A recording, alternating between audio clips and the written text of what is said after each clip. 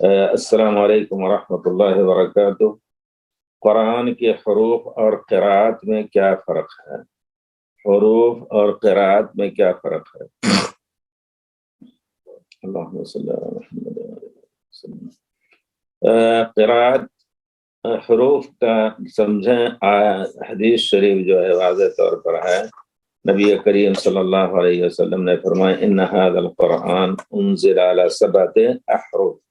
حدیث صحیح ہے، بخاری مسلم اور اسی طرح دوسری جگہوں پر ہے۔ واضح طور پر اس بات کی دلیل ہے کہ اس میں 7 حرف ہیں، انزل علی سبعۃ احرف۔ لیکن جب آپ دیکھیں گے کہ اس میں علماء کی تاویل اور اختلاف تو بڑی گھبراہٹ ہوتی ہے۔ اس میں سے بھی اس کے درمیان، اختلاف کے درمیان سے نکل کر کے کوئی معتدل قول، بہرحال کوشش کی جائے کہ اس کا وہاں تک پہنچا جائے۔ تو پہلے مسئلہ یہ ہے کہ یہ ہمیں دیکھنا ہے کہ 7 احرف کے معنی کیا ہیں، یعنی 7 کے معنی 7 6 کے بعد اور 8 سے پہلے والا 7، یا 7 سے مراد علماء نے باتیں بھی کہی ہیں، 7 کے معنی بہت سا، جیسے 70 ان تستغفر لهم 70 مرة فلن يغفر الله لهم، آپ 70 مرتبہ بھی ان کے لیے استغفار کریں منافقین کے لیے تو اللہ تعالیٰ ان کو بخشے گا نہیں۔ تو وہاں مقصود 70 نہیں ہے، جتنا بھی آپ 700 مرتبہ اگر آپ استغفار کریں تو اللہ قبول نہیں کرے، یہ مقصد ہے۔ لیکن دوسری احادیث سے معلوم ہوتا ہے پیارے رسول صلی اللہ علیہ وسلم کو حضرت جبریل نے ایک حرف پر قرآن پڑھایا، تو میں نے کہا یہ میری امت کے لیے شاق ہوگا، یا روایت میں آتا ہے کہ بعض کسی فرشتے نے کہا کہ ان سے اور توسع طلب کیجئے،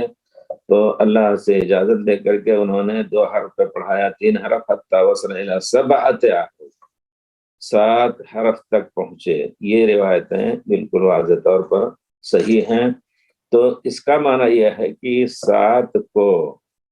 چالے یعنی کثرت عدد مراد لینا اس سے صحیح نہیں ہے۔ اقرانی جبریل علی حرف حتی اقرانی طلبت منہ حتی اقرانی علی 7 احرف، تو یہاں 7 سے مراد 7 ہی ہیں۔ لیکن اب 7 احرف کا معنی کیا ہے کہ بعض لوگوں نے کہا ہے سبحان اللہ کھل کر کے کہ یہاں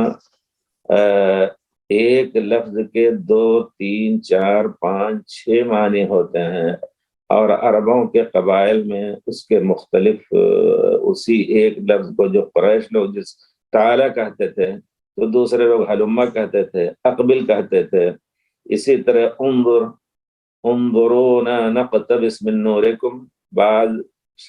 شاذ قراتوں میں اخرونا نقتبس من نورکم، اخرونا، یہ روایت آتی ہے حضرت انس سے منسوب ہے، لیکن بہرحال یہ مراد لینا کہ آدمی چاہے کسی بھی لفظ کو بدل دے، یہ عقیدہ رکھنا اور یہ کہ قرآن اس معنی میں اترا ہے، یہ صحیح نہیں ہے بالکل،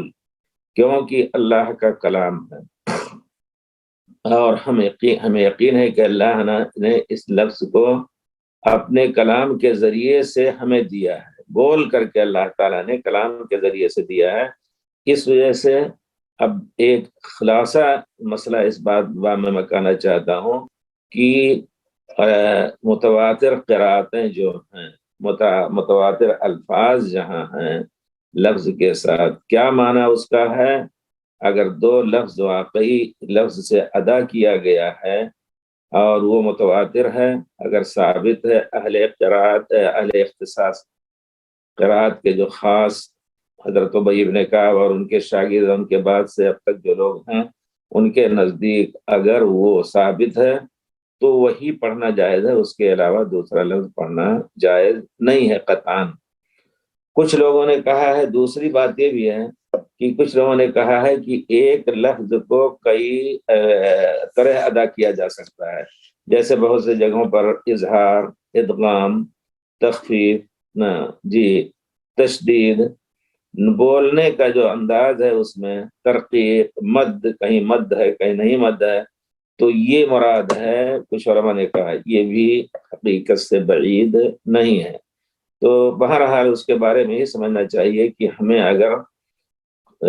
کتابوں میں جو صحیح کتابیں ہیں اس باب میں لکھی گئی ہیں، اور اہل اختصاص کے نزدیک قراء جو ہیں ہمیشہ ان کے نزدیک وہ طریقے نطق یا کوئی لفظ ایسا ہے جو اس کے بدلے دوسرا لفظ ہے، اگر اس پر متفق ہیں تو اس کا پڑھنا جائز ہے۔ اپنی طرف سے جس طرح لوگوں نے کہا نہیں حلومہ کو اقبل بھی کہہ سکتے ہو، تعال بھی کہہ سکتے ہو، یہ پورے طور پر غلط ہے۔ جس پر یقین رکھنا یا ایمان رکھنا یہ اللہ تعالیٰ کے کلام میں شبہ کی بات ہے۔ بہرحال یہ اس کے بارے میں یہی ہے، پیارے رسول نے فرمایا ہے کہ اور یہ بھی ایک چیز آخری جو اس باب میں یہ بھی ہے، آخری بات کی پیارے رسول صلی اللہ علیہ وسلم نے جب کہا کہ اس کو 7 حروف میں جس میں آسانی و فقر و ما تیسر من، تو وہ شروع اسلام میں آپ نے یہ بات کہی تھی، اور بعد میں صحابہ نے جن الفاظ پہ اتفاق کیا اس کے علاوہ حضرت عثمان نے، حضرت ابوبکر وغیرہ کے بعد حضرت عثمان نے جو نسخے بنائے اور اس میں جو طریقے قرات، جیسا کہ وہ قرات میں ہے ذکر رحمت ربک رحمات ربک، اور یہ عجیب یہ طریقے کتابت ان کی کہ جہاں رحمت طویل سے لکھی ہے اس کو لمبا یعنی جمع کے لفظ کے ساتھ ہی پڑھ سکتے ہیں۔ تو اس طرح کئی جگہوں پر آیا ہے۔ تو یہ جو ہے اگر ایسا ہے حضرت عثمان کے زمانے میں، اور باقی سب کو ملغا کر دیا تھا حضرت عثمان نے، تو اس سے آگے پڑھنا اور بڑھنا جائز نہیں ہے۔ تو بہرحال یہ مسئلہ بہت ہی گنجلک ہے اس کو سمجھنے میں اور اس کو ڈھونڈنے میں کہ کہاں 7 لفظ یہاں ہے، ملے گا نہیں ملے گا۔ ہم لوگوں کے استاد شیخ ابو شہبہ محمد ابو شہبہ مصری، ان کی ایک کتاب ہے المدخل لعلوم القرآن، اس میں بڑی محنت کی ہے انہوں نے۔ اسی طرح انہوں نے ان کی ایک کتاب مناہل العرفان، زرقانی ہے ایک مصری، ان کی کتاب ہے، اس میں بھی یہی سب باتیں کہہ کر کے خلاصہ یہی کہا ہے کہ جو ثابت ہے پیارے رسول کے صحابہ سے اور بعد کے لوگوں سے، انہیں میں پڑھنا جائز ہے اور دوسرے الفاظ کے ساتھ پڑھنا جائز نہیں۔ اب جیسے شناختہ لوگ پڑھتے ہیں، مالی کے لوگ پڑھتے ہیں، کچھ اس میں مد کہیں مد ہے کہیں نہیں ہے اور کہیں امالہ ہے، سوف یعطیک ربک فترضی، جی۔ تو اس طرح یہ متواتر ہیں، ان کا پڑھ لینا جائز ہوگا۔ دوسری بات یہ ہے کہ آدمی قرآن یا کسی کی مسئلے کے بارے میں،